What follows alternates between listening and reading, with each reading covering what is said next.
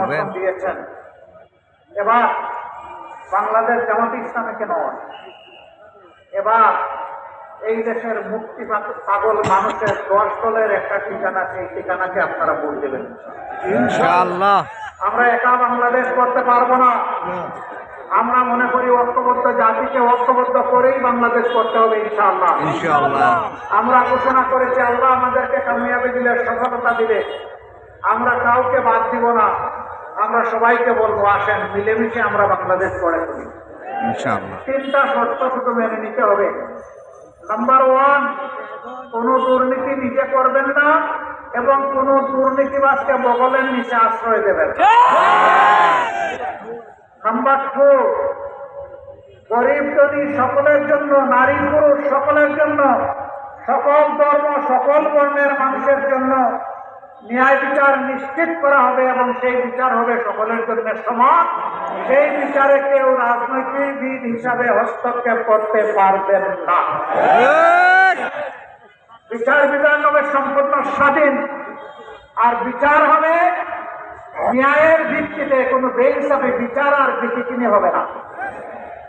এইটা মেনে নিতে হবে।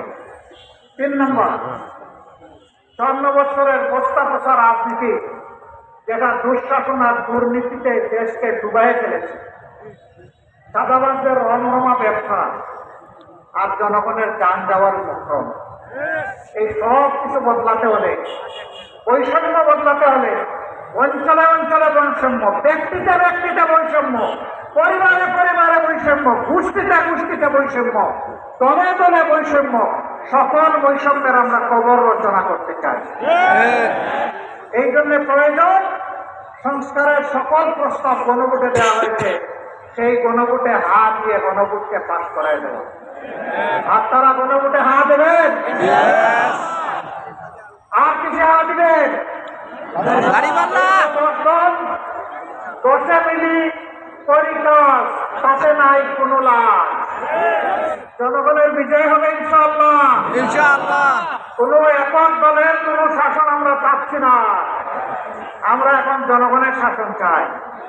আলিমুলামা থাকবেন, এদেশের দক্ষ মানুষগুলো থাকবে, দেশপ্রেমিক দলগুলো আসবে, যারা দেশকে ভালোবাসে, কোনো আধিপত্যবাদকে যারা মেনে নেবে না, তাদের সবাইকে নিয়ে আগামীর বাংলাদেশ আমরা গড়ব ইনশাআল্লাহ। ইনশাআল্লাহ।